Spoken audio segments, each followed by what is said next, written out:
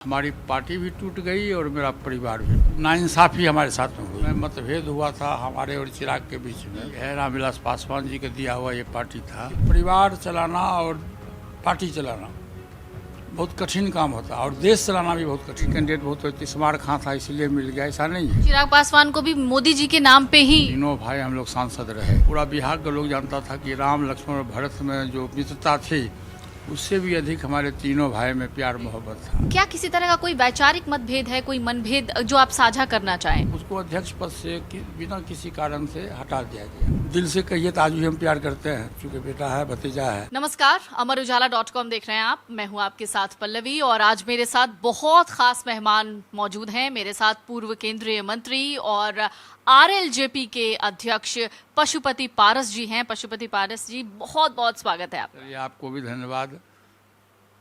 तो आज बहुत सारे मुद्दे ऐसे हैं, बिहार के मुद्दे, खासतौर से बहुत सारी ऐसी खबरें जिन पर इनका रिएक्शन तो बनता है, क्योंकि बिहार में इस वक्त राजनीति भी गरमाई हुई है। इस बीच खुद पशुपति पारस क्या सोच रहे हैं, क्योंकि आने वाले दिनों में बिहार में विधानसभा चुनाव होने हैं, अभी उपचुनाव भी है। आपको क्या लगता है, क्योंकि आप एक नाराजगी भी है आपको एनडीए को लेकर, लेकिन बावजूद इसके आप हमेशा एनडीए के साथ खड़े रहे हैं, आज भी खड़े हैं, कभी भी आपने कोई अनर्गल बयानबाजी नहीं की है। बावजूद इसके आपको क्या लगता है एनडीए क्यों खफा सी है? एक बात है कि व्यक्तिगत हित अलग होता है और राष्ट्र हित अलग होता है। तो राष्ट्र हित के सामने सबको झुकना पड़ता है। तो देश का जो राष्ट्र हित अभी था, लोकसभा का चुनाव था, उसमें नरेंद्र मोदी जी को तीसरी बार सरकार बनाना बहुत ज़रूरी था। उतने अच्छे देश को नेता मिला था, तो उसी हिसाब से हम लोगों ने एनडीए गठबंधन को तरजीह दिया। अब इंटरनल जो उन लोगों ने सर्वे कराया उसमें क्या है नहीं, हमको उतनी जानकारी नहीं। देखिए, हम लोग सीधा साधा आदमी हैं।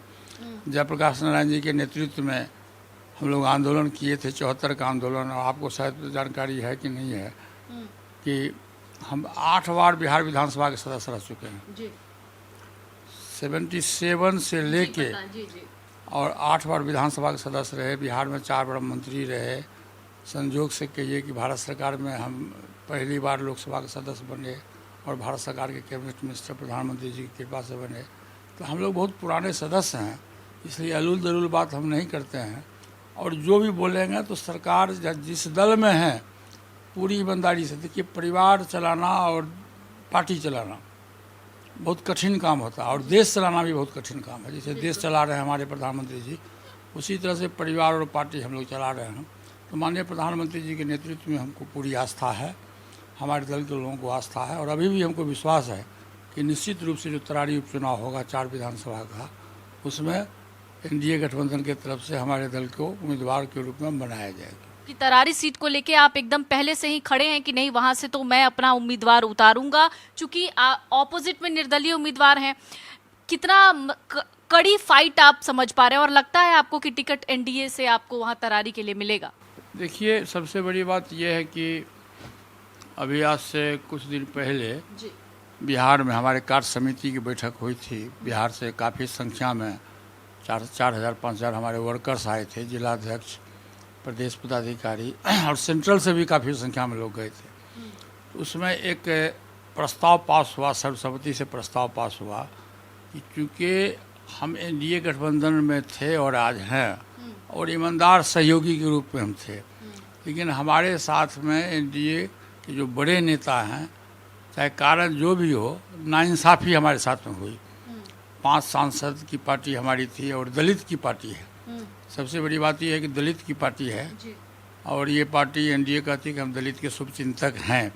तो दलित की पार्टी है, रामविलास पासवान जी का दिया हुआ ये पार्टी था और उसमें बिना किसी कारण हमारे 5 सांसद का टिकट काट दिया गया। फिर भी चूँकि हम परम आदरणीय नरेंद्र मोदी जी को हम नेता मानते थे, आज भी मानते हैं और पूरा विश्व मानता है जी। आज के तारीख में आज़ादी के बाद पहली बार किसी देश को किसी इतने अच्छे प्रधानमंत्री के रूप में नरेंद्र मोदी जी जैसा मिला। इसीलिए जब लोकसभा का चुनाव हुआ तो हम लोगों ने ईमानदारी से, हमारी पार्टी ने ईमानदारी से, बिहार में हो या पूरे देश में जहाँ भी हमारा संगठन है, कश्मीर से लेकर कन्याकुमारी तक हमारी पार्टी का संगठन है। खासकर हमारा एक दलित सेना चलता है, जो दलितों पर अत्याचार की बात होती है तो दलित सेना खड़ा रहता है। तो ये दोनों संगठन के हिसाब से हम लोगों ने एनडीए गठबंधन को पूरी ईमानदारी से मदद किया। अब चूँकि 4 उपचुनाव 4 विधानसभा का होने जा रहा है। अगली बार जब चुनाव हुआ था 2020 में, मैं आपको बता दूं, तो तरारी एक विधानसभा सीट है जहां से 4 बार श्री सुनील पांडे जी वहां से विधायक रह चुके हैं। निर्दलीय भी रहे हैं, किसी दल से भी रहे हैं, और वो हमारे दल में शुरू से ही राष्ट्रीय महासचिव हैं, हमारे पार्टी के राष्ट्रीय महासचिव हैं। 2020 में की जो घटना है, उस समय मतभेद हुआ था हमारे और चिराग के बीच में, तो हम लोगों ने इंटरेस्ट नहीं लिया था विधानसभा के चुनाव में, साइलेंट हो गए थे। तो उस परिस्थिति में सुनील पांडे जी निर्दलीय चुनाव लड़ गए। अच्छा। और निर्दलीय चुनाव लड़के आपको जान के आश्चर्य होगा कि वो काफ़ी अधिक वोट लाए। अच्छा। मात्र 10,000 वोट से वो चुनाव पराजित हुए, जबकि भाजपा के जो उम्मीदवार था उनको मात्र 13,000 वोट आया। अच्छा। और हमारे उम्मीदवार को 73,000 वोट आया। मार्जिन बहुत था। बहुत मार्जिन था, समझे ना। तो अब वो वहाँ से 4 बार निर्दलीय भी और किसी न किसी दल से विधायक रह चुके हैं। इसके पूर्व भी जब चुनाव हुआ था तो मात्र 121 वोट से हारे थे, मात्र 121 वोट से। इसलिए हमारी पार्टी का सर्वसम्मति से प्रस्ताव आया कि जब आपने हमको लोकसभा में एक भी सीट नहीं दिया तो कम से कम तरारी उपचुनाव हो रहा, और हमारे पार्टी के वरिष्ठ नेता हैं, और तरारी में भारतीय जनता पार्टी का जो उम्मीदवार है वो 3रे नंबर पर था। इसलिए मैंने आग्रह किया राष्ट्रीय पदाधिकारी से, खासकर जेपी नड्डा जी से और लोगों से, कि वो सीट है आप RLJP कोटा में आप हमको दीजिए, और हम निश्चित रूप से जिता करके आपको सीट आपके झोली में देंगे। यही मेरा डिमांड है वहाँ का।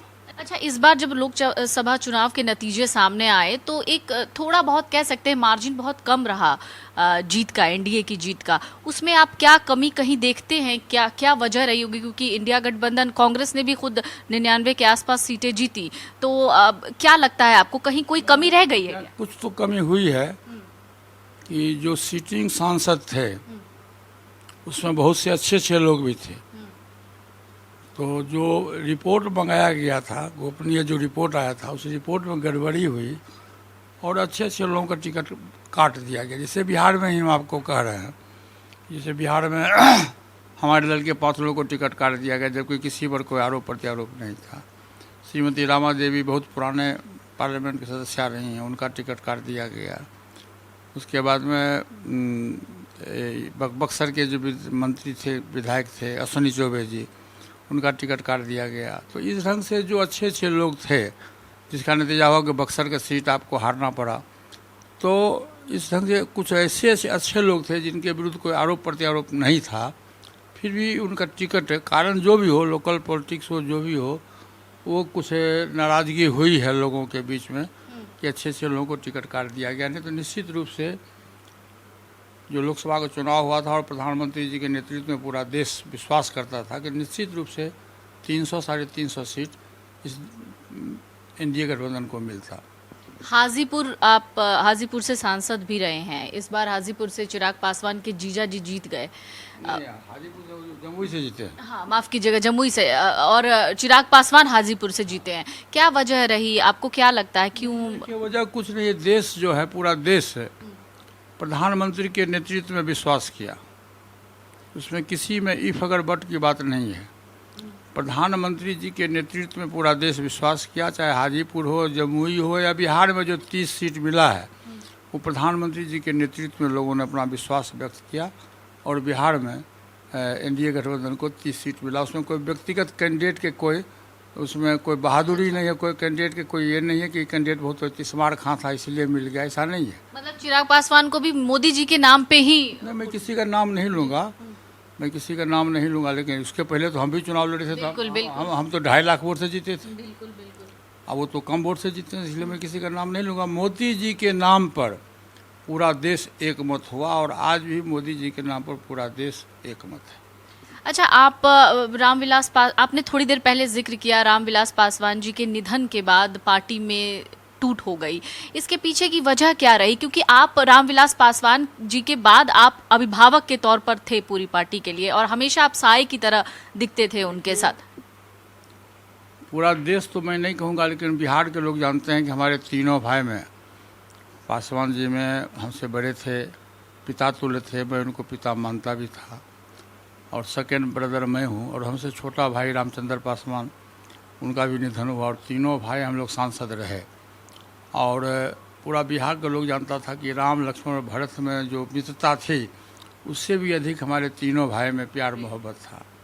और ये मेरा दुर्भाग्य कहिए और मेरे परिवार का दुर्भाग्य कहिए कि तीनों भाई में से 2 भाई के स्वर्गवास होने के बाद हमारी पार्टी भी टूट गई और मेरा परिवार भी टूट गया। अब उसके पीछे कौन दोषी है मैं नहीं कह सकता, लेकिन दुर्भाग्य है मेरे परिवार का कि पासवान जी के निधन के बाद जो परिवार हमारा एकजुट था वो परिवार बिखर गया, और जिसके चलते पार्टी भी बिखर गई, परिवार भी बिखर गया और दिल भी टूट गया। ये मेरे परिवार के लिए और मेरे लिए दुर्भाग्य की बात है। अच्छा, एक बार चिराग पासवान से मेरी खुद बात हो रही थी तो उन्होंने जिक्र किया था आपका और कहा था कि मुझे पता नहीं है कि मेरे चाचा मुझसे किस बात से नाराज हैं। तो क्या किसी तरह का कोई वैचारिक मतभेद है, कोई मनभेद जो आप साझा करना चाहें, या उन्हीं के उस सवाल का जवाब आप यहाँ से देखिए, सबसे पहली बात तो ये है कि मैं देश की राजनीति में आना नहीं चाहता था। आप हाँ, और गलतफहमी हुई थी चिराग पासवान जी को, और मेन पार्टी के मेन पदाधिकारी, जैसे हम बिहार के अध्यक्ष थे, प्रदेश के अध्यक्ष थे, शुरू से प्रदेश के अध्यक्ष थे। हमारे नेतृत्व में 2 चुनाव हुआ और काफ़ी संख्या में अच्छा सफलता मिली। पार्टी को 6 सांसद मिला, 1 राज्यसभा सदस्य मिला, और इस बार भी 6 सांसद मिला। ये हमारे नेतृत्व में चुनाव हुआ था बिहार में। उसके बाद मुझको अध्यक्ष पद से बिना किसी कारण से हटा दिया गया, और पार्टी के किसी भी पदाधिकारी के पद पर मुझको नहीं रखा गया। 21 के बाद का? हाँ, जब पासवान जी अंतिम समय के बाद। और तो स्वाभाविक है तकलीफ होगा, जो आदमी दिन भर आपके खेत में कोई मजदूरी करेगा और शाम में यदि आप उसको मजदूरी नहीं दीजिएगा तो कल होके तो भूखे आपके यहाँ काम नहीं करेगा। तो मेन बात यही है। अच्छा, ये बस यही एक वजह है। हाँ, यही एक वजह है। अभी कभी सोचते हैं कि एक बार जाएं, मिल बैठ के बात करें, जो तमाम नाराजगियां उसे दूर करने की कोशिश करें, क्योंकि परिवार तो आपका है, आपने ही उसे। और मैंने सुना भी है कि आपकी गोद में चिराग पासवान जी बड़े हुए हैं। और हम जब उसमें विधायक थे तब चिराग पासवान जी की दूसरी शादी हुई। 77 में मैं विधायक था और 79 में दूसरी शादी हुई। चिराग पासवान का जन्म तो शायद मुझको जहाँ तक याद है कि 82 में हुआ। तो गोद में तो खेला ही, बच्चा था ही, बहुत प्यार भी करते थे। दिल से कहिए तो आज भी हम प्यार करते हैं, चूँकि बेटा है, भतीजा है, तो इसमें कहीं कोई फिकर बट नहीं है। पासवान जी से मेरा स्नेह था, उनको आज भी मैं देवता तुल्य मानता हूँ।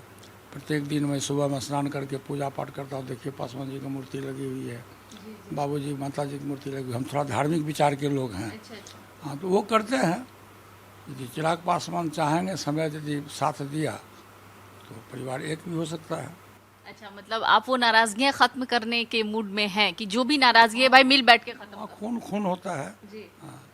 अच्छा, एक बहुत गंभीर सवाल मेरा आपसे, आगे के लिए आप क्या सोच रहे हैं? क्या जो आगे की जिस तरीके से आगे आने वाले दिनों में बिहार में विधानसभा चुनाव होने हैं, अभी उपचुनाव का तो आपने जिक्र कर ही लिया है, विधानसभा चुनाव को अभी आप किस तरीके से देख रहे हैं? क्योंकि इधर इंडिया गठबंधन भी पूरी तरीके से तैयार है, आरजेडी अपने दावे में लगी हुई है, नीतीश कुमार भी अपना दावा कर रहे हैं। इस बीच आप किस तरीके से बिहार की राजनीति को इस वक्त देख?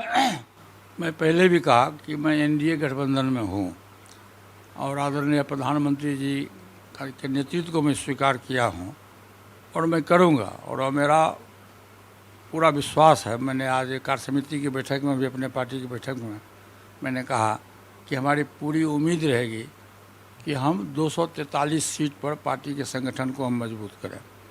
और उससे फ़ायदा क्या होगा कि यदि हम एनडीए गठबंधन के साथ भी चुनाव लड़ेंगे तो 243 पर लड़ेंगे। जो भी सीट हमारे कोटे में आएगा उसके बाद जो रिस्ट सीट होगा एनडीए गठबंधन का सीट होगा, उसमें गठबंधन को फ़ायदा होगा। और यदि हमको उचित सम्मान नहीं मिलेगा तो फिर बाद में हम अपने वर्कर्स की मीटिंग बुलाएंगे। मीटिंग बुलाने के बाद जो आम राय होगी, जो आम सहमति होगी, उसके हिसाब से डेमोक्रेटिक सिस्टम है। देखिए, देश में प्रजातांत्रिक व्यवस्था है, तो हमारे दल में भी प्रजातंत्र है, डेमोक्रेटिक सिस्टम है।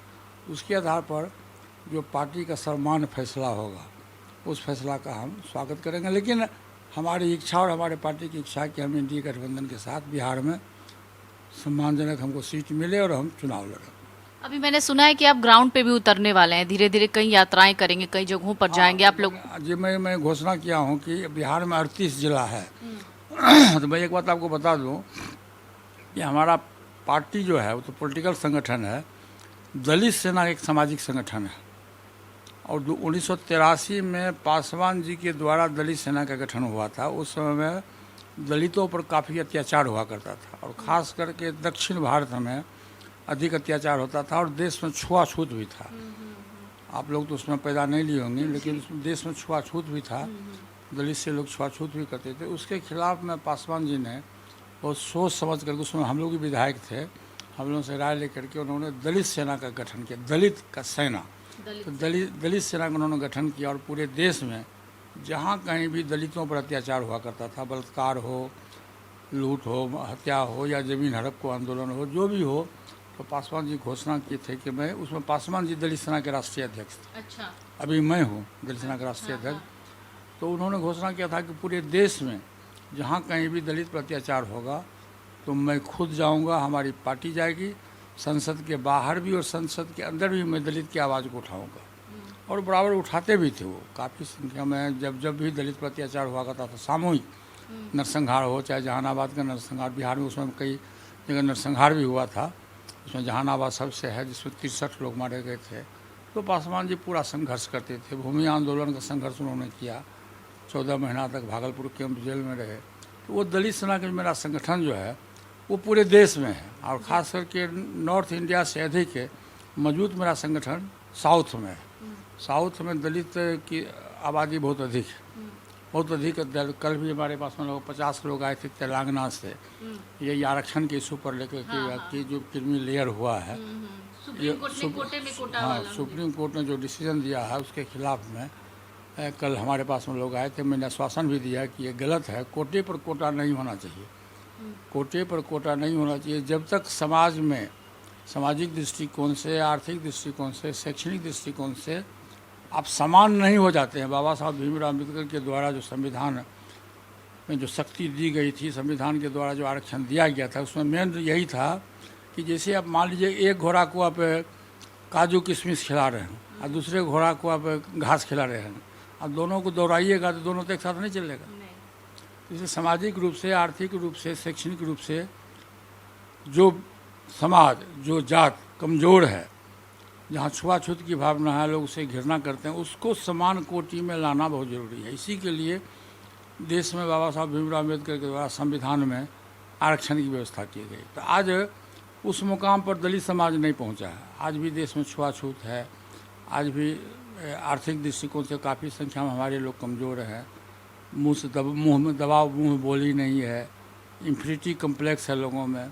तो इसको जब तक वो समान कोटा में क्या साथ नहीं जुड़ते हैं, एक साथ नहीं जुटेंगे, तब तक हमारी राय है कि दलितों को आरक्षण मिलना चाहिए, उसमें क्रीमी लेयर की बात नहीं होनी चाहिए। और सुप्रीम कोर्ट के माननीय न्यायाधीश के द्वारा जो आदेश निर्गत किया गया है, मैं कोर्ट का मैं सम्मान करता हूं, लेकिन मैं ये भी आग्रह करता हूं भारत सरकार से कि इस पर पुनर्विचार किया जाए। आज मैंने अभी टीवी में देख रहा था, प्रधानमंत्री जी का से शेड्यूल कास्ट, शेड्यूल ट्राइब्स के काफ़ी संख्या में सांसद लोग मिले हैं और उन्होंने आश्वासन दिया कि नहीं, किसी भी दलित का कोटा खत्म नहीं हो। बहुत बहुत शुक्रिया सर आपका हमसे बातचीत करने के लिए, अपना कीमती समय हमसे साझा करने के लिए। तो हमारे साथ पशुपति पारस जी हैं जो कि अभी फिलहाल बिहार की राजनीति में पहले से भी एक्टिव थे, लेकिन इन दिनों बहुत ज़्यादा एक्टिव नजर आ रहे हैं और आने वाले दिनों में भी एक्टिव रहेंगे, क्योंकि लगातार वो सड़कों पर उतरने वाले हैं, खासतौर से जनता के बीच जाने वाले हैं, ताकि जो संदेश अधूरा रह गया उनको वहां तक पहुंचा सके। बहुत बहुत शुक्रिया। अगर आप ये वीडियो YouTube पर देख रहे हैं तो हमारे चैनल को सब्सक्राइब करें और बेल आइकन को दबाना ना भूलें। अगर आप Facebook पर ये वीडियो देख रहे हैं तो हमारे पेज को लाइक करें।